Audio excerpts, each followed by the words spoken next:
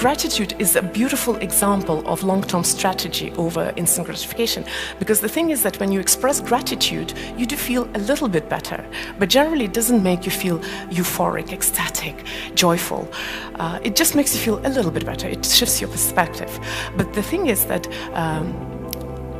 there is a research that shows that if you express gratitude on a daily basis for 30 days, your perception of your own happiness goes up 25%.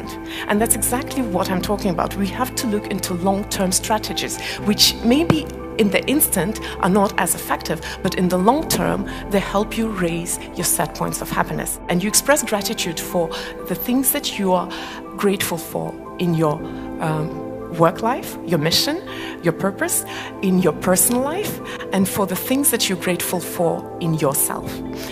So this is the exercise we do on a daily basis to raise our set point of happiness.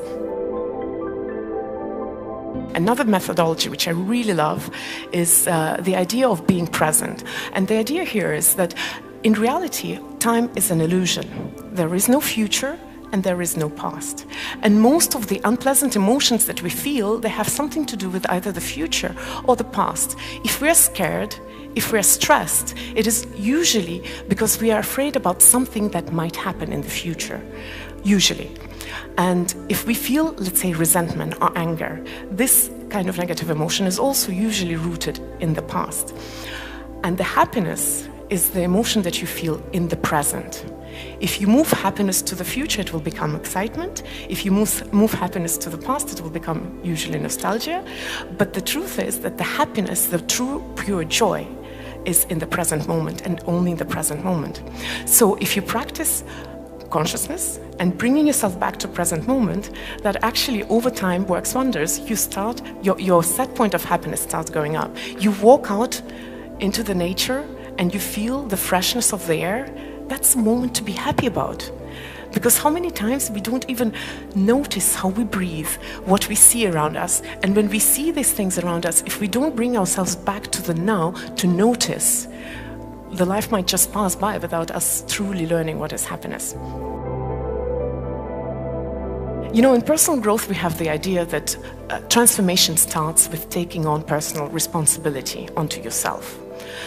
And there is this beautiful thing that says that we don't need anyone for happiness.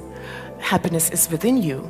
But if you've ever had a child sick or a parent sick or a fight with a person that you love, with a friend, with your spouse, you know that it is really hard for this wisdom to make sense in that very moment. And in the moment when something is happening to you and your loved ones, it is okay that you do not feel happy.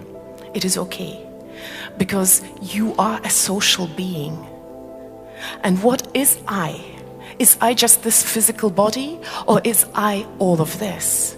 Is me perception of me, does it include you?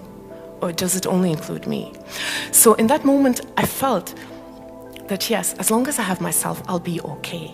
But it is also okay to not feel so happy when something is wrong with a person who is really close to you. You have to surround yourself by people whom you love, whom you care about, who you are attached to, even though it means that sometimes you might be a little bit unhappy if something happens to them. So, just to sum up that idea about the relationships, scientists have shown that people in relationship, they are healthier, they heal better, and they live longer. And the reverse is true. As Vishen said, social isolation is the epidemic in the current day society. And he said it is despite Facebook and Instagram, but I would say it is also because of Facebook and Instagram. We are forgetting how to interact. We're forgetting what it is to truly connect to each other. Facebook and Instagram is another layer which we put on ourselves. This is another thing we have to learn to deal with and not to lose the social connection. And I've also heard that social isolation is apparently the #1 killer in the current day society. Because social isolation makes you less likely heal from, let's say, such things as cancer or cardiovascular disease. So relationships are important not just for happiness, but also for our health and longevity. The strength of your social relationships is super important for happiness. it is clear that you cannot truly be happy unless you are happy with yourself. And I know the number one question that I hear when I talk about this topic is that, but where do I know the difference between healthy self-love and actually egoism or unhealthy, relationships to yourself or self-centeredness? And I haven't lived a very long life, only 40 years, but that piece of life has taught me one thing, that almost all the bad things that we do to other people are because we don't truly love ourselves. Because if we truly love and accept ourselves, we don't need to prove anything to anyone. We don't need to prove anyone wrong, to show anything to anyone. And that's where all the unhealthy stuff happens, is when you truly don't have the self-love. And people who seem that they're self-obsessed, this is them compensating for the lack of love for themselves. This is what Vishen was talking about. I'm really sorry, kids, but unfuckwithable is exactly when you do not need anybody's approval to be okay with yourself. And a lot of the times when I hear somebody saying, oh, they're so full of themselves, that's exactly the problem. We do not see. We only see the mask. We only see what social media shows us. We don't see the void and the pain in those people. We only are nasty if we don't love ourselves truly, which is why I think this is a very important point in learning to be happy. And there is never such thing as too much love for yourself. You cannot be happy unless you truly accept and love yourself. Dealing with the negative. When we talk about happiness, often we talk about shifting the perception, looking at things differently, seeing the light versus the dark. But the truth is that there are both. There's light, there's dark. We were just talking about seasons in Estonia. I come from Malaysia, we don't have seasons there. And I remember when I lived in Estonia, I loved spring. And spring is not as warm as summer, but just the sight of sun makes you feel happy. Just a little bit of warmth when you can take off those gloves and feel the air on your hands, that makes you happy. And you can only truly appreciate spring if you have survived the winter. So what I'm talking about is there is going to be negative in our life.